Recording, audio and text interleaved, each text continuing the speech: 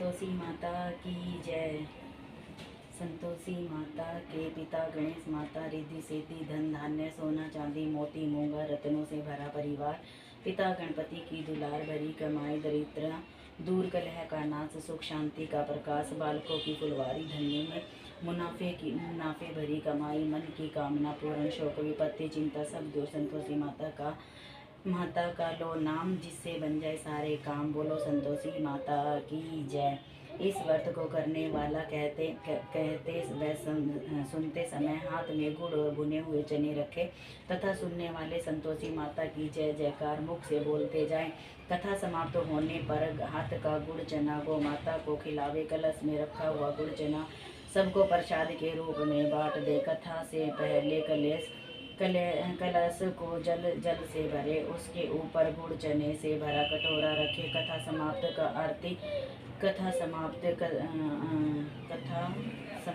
कर आरती करने के बाद कलश के जल को घर में सब जगहों पर छिड़के और बचा हुआ जल तुलसी की क्यारी में डाल दे।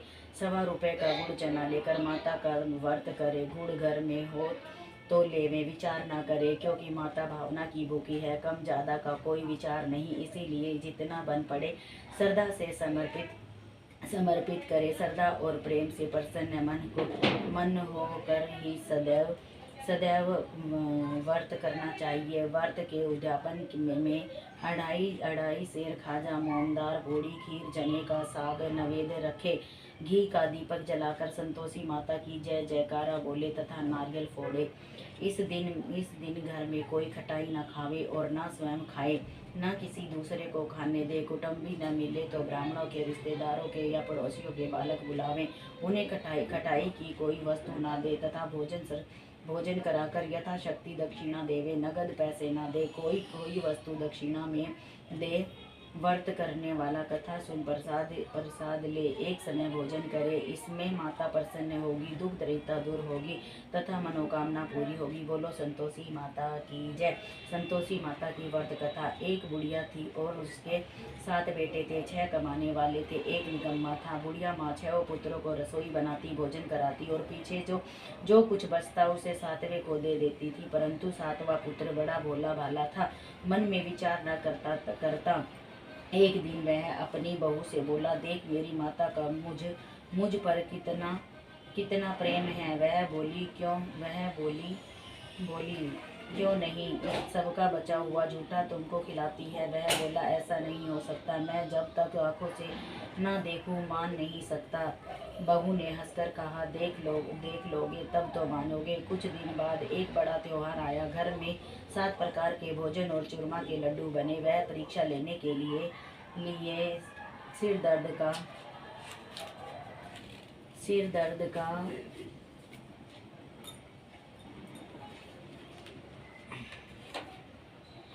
दर्द का बहाना कर पतला कपड़ा सिर पर ओढ़कर रसोई घर में सो गया और कपड़े में से सब देखता रहा। 6 भाई भोजन करने आए। उसने देखा माँ ने उनके लिए सुंदर आसन बिछाए, 7 प्रकार की रसोई परोसी। वह आग्रह करके जिमाती रही। वह देखता रहा। 6 भाई सब जब भोजन कर उठे तब माँ ने उन्हीं झूठी थालियों में से लड्डुओं के टुकड़ों को उठाया और एक लड्डू बनाया। जूठन साफ कर बुढ़िया माँ ने पुकारा, उठ बेटा, 6 भाई भोजन कर गए, अब तू ही बाकी है, उठ भोजन कर ले। उसने कहा, माँ मुझे भोजन नहीं करना है, मैं परदेश जा रहा हूँ। माता ने कहा, कल जाना हो तो आज ही जा। वह बोला, हाँ आज ही जा रहा हूँ।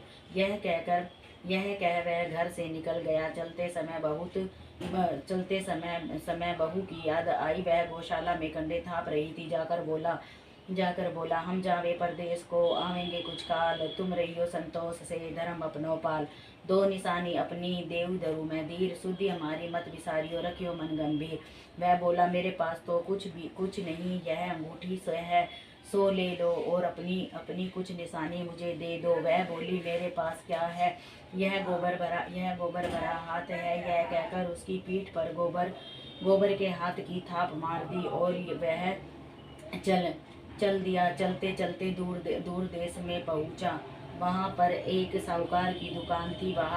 वहां जाकर बोला, सेठ जी मुझे नौकरी पर रख लो। बहू साहूकार को जरूरत थी। साहूकार ने कहा, काम देखकर दाम मिलेंगे। साहूकार की नौकरी मिली। वह सवेरे 7 बजे से 12 बजे तक काम करने लगा। कुछ दिन में दुकान का लेन देन, हिसाब किताब, ग्राहकों को माल बेचना सारा काम करने लगा।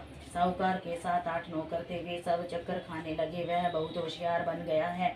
सेठ ने भी काम देखा और 3 महीने में ही उसे मुनाफे का साझीदार बना लिया। 12 वर्ष में वह नामी सेठ बन गया और मालिक सारा कारोबार उस पर छोड़कर चला गया।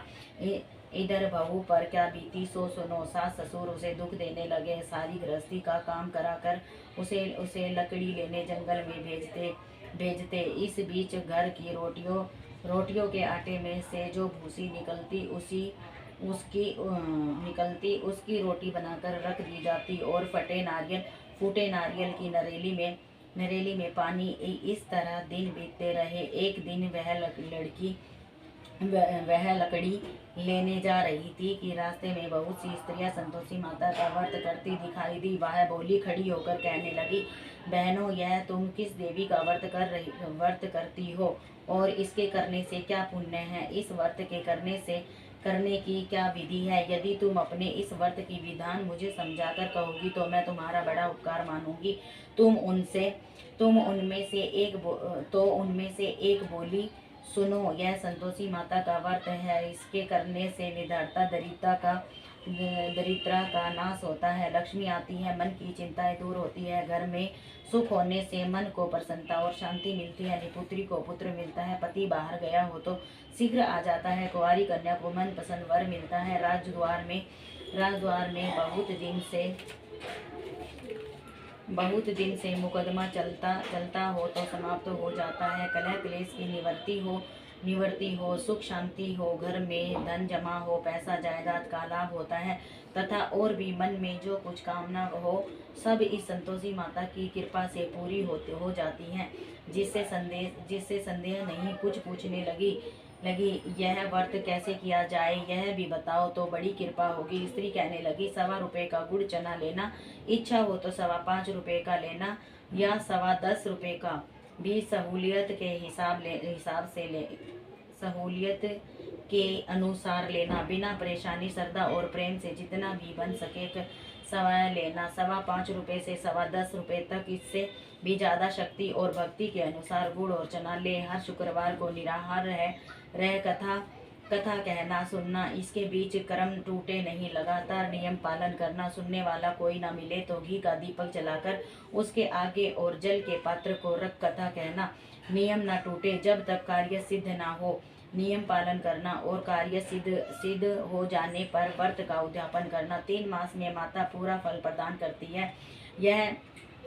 है। यदि किसी के खोटे ग्रह हो तो भी माता 1 वर्ष में अवश्य कार्य सिद्ध करती है। कार्य सिद्ध होने पर भी उद्यापन करना चाहिए, बीच में नहीं। उद्यापन में 2.5 सेर आटे का खाजा तथा इसी अनुसार से खीर तथा चने का साग तैयार करना। 8 लड़कों को भोजन कराना, जहाँ तक मिले देवर जेठ भाई बंधु कुटुंब के लड़के लेना, मिले तो रिश्तेदारों और पड़ोसियों के लड़के बुलाना, उन्हें भोजन का यथाशक्ति दक्षिणा दे। माता का नियम पूरा करना, उस दिन घर में कोई खटाई ना खाए। यह सुन बुढ़िया की बहू चल दी। रास्ते में लकड़ी के बोझ को बेच दिया और उन रुपयों से गुड़ चना ले माता के व्रत की तैयारी कर आगे चली और सामने मंदिर देख पूछने लगी, यह मंदिर किसका है? सब कहने लगे, यह संतोषी माता का मंदिर है। यह सुन माता के नियम कुछ जानती नहीं। मैं बहुत दुखी हूँ, हे माता जगजननी, मेरा दुख दूर कर, मैं तेरी शरण में हूँ। माता को दया आई। एक शुक्रवार बीता कि दूसरे शुक्रवार को ही उसके पति का पत्र आया और तीसरे को उसका भेजा हुआ पैसा पहुंचा। यह देखकर जेठानी मुंह सिकोड़ने लगी, इतने दिनों बाद इतना पैसा आया, इसमें क्या बढ़ावा है? लड़के ताने देने लगे। काकी के पास अब पत्र आने लगे, रुपया आने लगा। अब तो काकी की खातिर बढ़ेगी। अब तो काकी बुलाने से भी नहीं बोलेगी। बेचारी सरलता से कहती भैया पत्र आवे, रुपया आवे तो हम सबके लिए अच्छा है। ऐसा कहकर आंखों में आंसू भरकर संतोषी माता के मंदिर में मंदिर में मातेश्वरी के चरणों में गिरकर रोने लगी। माँ माँ मैंने तुमसे पैसा नहीं मांगा, मुझे पैसे से क्या काम है, मुझे तो अपने सुहाग से काम है, मैं तो अपने स्वामी के दर्शन और सेवा मांगती हूँ। तब माता ने प्रसन्न होकर कहा, जा बेटी तेरा स्वामी आएगा। यह सुन खुशी से बावली होकर जाकर होकर माता ने प्रसन्न होकर कहा, जा बेटी तेरा स्वामी आएगा। यह सुन खुशी से बावली हो घर जाकर काम करने लगी। अब संतोषी माँ विचार करने लगी, इस भोली पुत्री से मैंने कह तो दिया कि तेरा पति आएगा, पर आएगा कहाँ से, वह तो इसे स्वप्न में भी याद नहीं करता, उसे याद दिलाने मुझे जाना पड़ेगा। इस तरह माता उस बुढ़िया के बेटे के पास जा स्वप्न में प्रकट हो कहने लगी, साहूकार के बेटे सोता है या जागता है? वह कहता है, माता सोता भी नहीं हूँ और जागता भी नहीं हूँ, बीच में हूँ, कहिए क्या आज्ञा है? माँ कहने लगी, तेरा घर बार है या नहीं? माँ बोली, पुत्र तेरे घरवाली बहुत कष्ट उठा रही है। वह बोला, हाँ माता, यह तो मुझे मालूम है, परंतु जाऊं कैसे? परदेश की बात है, लेन देन का कोई हिसाब कोई जाने का रास्ता नजर नहीं आता, कैसे चला जाऊं? माँ कहने लगी, मेरी बात मान, सवेरे नहा धोकर संतोषी माता का नाम ले, घी का दीपक जला दंडवत कर दुकान पर जा बैठना। देखते देखते तेरा सारा लेन देन चुक जाएगा, जमा किया माल बिक जाएगा, सांझ होते होते धन का ढेर लग जाएगा। अब तो वह सवेरे बहुत ही जल्दी उठ मित्र बंधुओं के अपने सपने की बात कहता है। सब उसकी बात अनसुनी कह हंसी उड़ाने लगते हैं। कई सपने भी सच्चे होते हैं। एक बूढ़ा बोला, देख भाई, मेरी बात मान, इस तरह सांझ या झूठ कहने के बदले देवता ने जैसे कहा है वैसा ही करने में तेरा क्या जाता है? अब बूढ़े की बात मानकर नहा धोकर संतोषी माता को दंडवत कर घी का दीपक जला दुकान पर जा बैठा। थोड़ी देर में वह क्या देखता है कि देने वाले रुपया लाए, लेने वाले हिसाब लाए। कोठे में देखता है कि देने वाले रुपया लाए, लेने वाले हिसाब लाए। कोठे में भरे सामानों के खरीदार नगद में सौदा करने लगे। शाम तक धन का ढेर लग गया। मन में माता का नाम ले प्रसन्न हो घर जाने के वास्ते गहना कपड़ा सामान खरीदने लगा। यहाँ के काम निपटा, घर को रवाना हुआ। इधर उसकी बहू बेचारी जंगल में लकड़ी जो लेने जाती है, लौटते वक्त माता जी के मंदिर पर विश्राम करती है। वह तो उसका रोज रुकने का स्थान ठहरा। दूर धूल उड़ती देख वह माता से पूछती है, हे माता, यह धूल कैसी उड़ रही है? माँ कहती है, हे पुत्री, तेरा पति आ रहा है, अब तू ऐसा कर, लकड़ियों के 3 बोझ बना एक नदी के किनारे रख, दूसरा मंदिर पर और तीसरा सिर पर रख। तेरे पति को लकड़ी का गट्ठा देखकर मोह पैदा होगा, वह यहाँ रुकेगा, नाश्ता पानी बना खाकर माँ से मिलने जाएगा। तू लकड़ी का बोझ उठाकर जाना और बीच चौक में गट्ठा डालकर 3 आवाजें जोर से लगाना। लो सासू माँ, लकड़ियों का गट्ठा लो, भूसी की रोटी दो, नारियल के खोपड़े में पानी दो, आज कौन मेहमान आया है? माँ की बात सुनकर वह बोली, बहुत अच्छा माता जी, कहकर प्रसन्न मन हो लकड़ियों के 3 गट्ठे ले आई, एक नदी के तट पर, एक माता के मंदिर पर रखा। इतने में ही वह मुसाफिर आ पहुंचा। सूखी लकड़ियां देख उसकी इच्छा हुई कि यह अब यहाँ निवास करें और भोजन बनाकर पी खाकर चले। इस प्रकार भोजन बना विश्राम ले गांव को गया।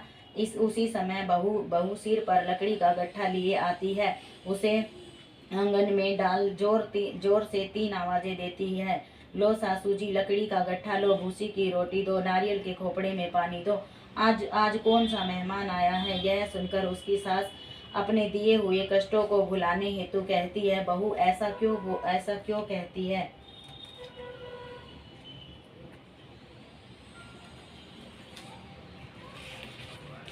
ऐसा क्यों कह रही है? तेरा पति ही तो आया है, आ बैठ मीठा भात खाकर कपड़े गहने पहन। इतने में आवाज सुनकर स्वामी बाहर आता है और अंगूठी देख व्याकुल हो जाता है। माँ से पूछता है, यह कौन है? माँ कहती है, बेटा, यह तेरी बहू है। आज 12 वर्ष हो गए जब से तू गया है, तब से सारे गांव में गांव में जानवर की तरह भटकती फिरती है, काम काज घर का कुछ करती नहीं, चार समय आकर खा जाती है। अब तुझे देखकर भूसी की रोटी और नारियल के खोपड़े में पानी मांग रही है। वह लज्जित हो बोला, ठीक है माँ, मैंने इसे भी देखा है और तुम्हें भी। अब मुझे तो दूसरे घर की चाबी दो, मैं उसमें रहूंगा। ठीक है बेटा, जैसी तेरी मर्जी। यह कहकर माँ ने चाबी का गुच्छा पटक दिया। उसने ताले का गुच्छा लेकर दूसरे कमरे को खोलकर सारा सामान जमाया। एक दिन में ही वहां राजा के महल जैसा ठाट बाट बन गया। अब क्या था, वह सुख भोगने लगी। तत्पश्चात अगला शुक्रवार आया। उसने अपने पति से कहा, मुझे माता का उद्यापन करना है। उसका पति बोला, बहुत अच्छा, खुशी से कर लो। तुरंत ही वह उद्यापन की तैयारी करने लगी। जेठ के लड़के को भोजन के लिए कहने गई। उसने मंजूर किया, परंतु पीछे जेठानी अपने बच्चों को सिखलाती है, देखो रे, भोजन के समय सब लोग खटाई मांगना, जिससे इसका उद्यापन पूरा ना हो। लड़के जिमने गए, खीर पेट भर खाई, परंतु बात याद आते ही कहने लगे, हमें कुछ खटाई खाने को दो, खीर खाना हमें भाता नहीं, देखकर अरुचि होती है। लड़के उठ खड़े हुए, बोले, पैसे लाओ। बोली बहू कुछ जानती ना थी, सो उन्हें पैसे दे दिए। लड़के उसी समय उठकर इमली ले खाने लगे। यह देखकर बहू पर माता जी के कोप किया। राजा के दूत उसके पति को पकड़ कर ले गए। जेठ जेठानी मन माने खोटे वचन कहने लगे। लूट लूट कर इकट्ठा धन कर लाया था, सो राजा के दूत उसे पकड़ कर ले गए। अब सब मालूम हो जाएगा जब जेल की रोटी खाएगा। बहू से यह वचन सहन नहीं हुआ। रोती रोती माता के मंदिर गई। कहने लगी, माता तुमने यह क्या किया? हंसाकर क्यों रुलाने लगी? माता बोली, पुत्री, तूने उद्यापन करने में मेरा व्रत भंग किया है, इतनी जल्दी सब बातें भुला दी। वह कहने लगी, माता भूली तो नहीं हूँ, ना कुछ अपराध किया है, मुझे तो लड़कों ने भूल में डाल दिया, मैंने भूल से उन्हें पैसे दे दिए, मुझे क्षमा करो माँ। माँ बोली, अब भूल मत करना। वह बोली, अब मुझे नहीं हो भूल करना। वह बोली, अब भूल नहीं होगी। अब बताओ वे कैसे आवेंगे? माँ बोली, पुत्री, जा, तेरा पति तुझे रास्ते में ही आता मिलेगा। वह निकली, रास्ते में पति आता मिला। उसने पूछा, तुम कहाँ गए थे? वह कहने लगा, इतना धन जो कमाया है उसका टैक्स राजा ने मांगा था, वह भरने गया था। वह प्रसन्न हो बोली, भला हुआ, अब घर चलो। कुछ दिन बाद फिर शुक्रवार आया। वह बोली, मुझे माता का उद्यापन करना है। पति ने कहा। वह फिर जेठ के लड़कों से भोजन को कहने लगी। जेठानी ने एक दो बातें सुनाई और लड़कों को सिखा दिया कि तुम लोग पहले की तरह खटाई मांगना। लड़के खाना खाने से पहले ही कहने लगे, हमें खीर नहीं भाती, जी बिगड़ता है, कुछ खटाई खाने को दो। बहू बोली, खटाई खाने को नहीं मिलेगी, खाना है तो खाओ। यह कहकर ब्राह्मणों के लड़के बुलाकर भोजन कराने लगी। यथाशक्ति दक्षिणा की जगह एक एक फल उन्हें दिया। इससे संतोषी माता प्रसन्न हो गई। माता की कृपा होते ही 9वें मास उसका चंद्रमा के समान सुंदर पुत्र प्राप्त हुआ। पुत्र को लेकर प्रतिदिन माता जी के मंदिर को जाने लगी। माँ ने सोचा कि रोज आती है, आज क्यों ना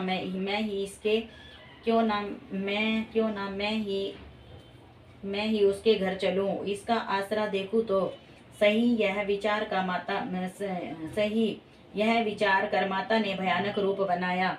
गुड़ और चने से सना मुख, ऊपर से सूंड के समान होठ, उस पर मक्खियां भिनभिनाती रही है। देखिए, देहरी में पैर रखते ही उसकी सास चिल्लाई, देखो रे, कोई चुड़ैल डाकनी चली आ रही है।